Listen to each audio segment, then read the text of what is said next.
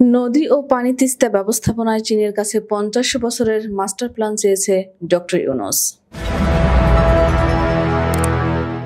বাংলাদেশের নদী ও পানি ব্যবস্থাপনার ক্ষেত্রে একটি দীর্ঘমেয়াদী পরিকল্পনা গ্রহণ করতে চীনের কাছে ৫০ বছরের মাস্টার প্ল্যান আহ্বান করেছেন প্রধান উপদেষ্টা নোবেলজয়ী অর্থনীতিবিদ ডক্টর মোহাম্মদ ইউনূস।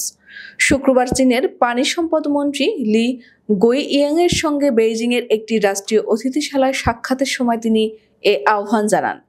ডক্টর ইউনূস চীনের পানি ও বন্যা ব্যবস্থাপনার প্রশংসা করে চীনা মন্ত্রীকে বলেন, নদী বন্যা নিয়ন্ত্রণ, পানির স্বচ্ছতা এবং টেকসই পানি সরবরাহের জন্য উন্নত প্রযুক্তি এবং দীর্ঘমেয়াদী পরিকল্পনা প্রয়োজন। চীনের পানি ব্যবস্থাপনায় ব্যাপক অভিজ্ঞতা রয়েছে। দেশটি জটিল পানি সম্পদ ব্যবস্থাপনায় আশ্চর্যজনক সাফল্য দেখিয়েছে। আমাদেরও একই সমস্যা রয়েছে যা আপনাদের আছে। যদি আপনাদের অভিজ্ঞতা আমাদের সঙ্গে ভাগ করেন আমরা খুশি হব। তিনি আরো বলেন, বাংলাদেশ একটি বদ্বীপ অঞ্চল যেখানে শত শত নদী রয়েছে। পানি আমাদের জীবন দেয়, কিন্তু কখনো কখনো শত্রুতেও পরিণত হয়। এখন জনসংখ্যা বহু গুণ বেড়েছে। আমাদের সতর্ক থাকতে হবে যে এটি কিভাবে পরিবেশের ক্ষতি করছে।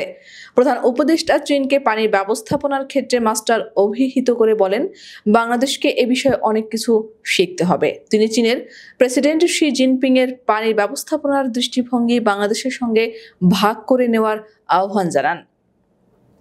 ডক্টর ইউনূস বলেন, আমরা এখানে এসেছি আপনাদের কাছ থেকে শেখার জন্য কিভাবে আমরা পানি সম্পদকে মানুষের কল্যাণে ব্যবহার করতে পারি।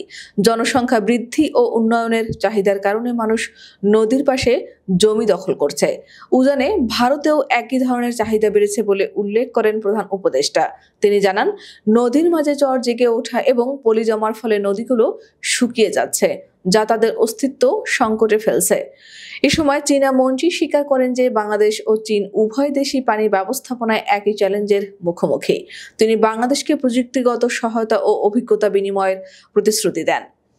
বাংলাদেশের জন্য পানি ব্যবস্থাপনা একটি গুরুত্বপূর্ণ ইস্যু। চীনও একই ধরনের চ্যালেঞ্জের মুখোমুখি, বলেন লি গউইন।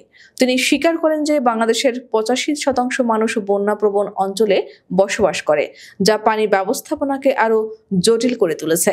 চীনের পানি সম্পদ মন্ত্রী আরও জানান, প্রেসিডেন্ট শি চীনের জন্য একটি মাস্টার প্ল্যান তৈরি করেছেন যা দেশটি পানি ব্যবস্থাপনার চ্যালেঞ্জ মোকাবেলায় ব্যবহার করছে। আমাদের জন্য একটি পরিকল্পনা তৈরিতে আপনাদের সহায়তা প্রয়োজন, চীনা মন্ত্রীকে বলেন প্রধান উপদেষ্টা। তিনি উল্লেখ করেন, বাংলাদেশের সমস্যা শুধু একটি নদীকে ঘিরে নয়, বরং পুরো নদী ব্যবস্থার সঙ্গেই সম্পর্কিত। বিশেষত তিস্তা নদী ব্যবস্থাপনা এবং ঢাকার চারপাশের নদীগুলোর দূষিত পানি পরিষ্কার করতে চীনের সহায়তা চেয়েছেন তিনি। চীনে ৪ দিনের সফরকালে প্রধান উপদেষ্টা দেশটির নেতৃবৃন্দ ও বিনিয়োগকারীদের সঙ্গে বৈঠক করে পারস্পরিক সহযোগিতা বাড়ানোর বিষয়ে আলোচনা করছেন।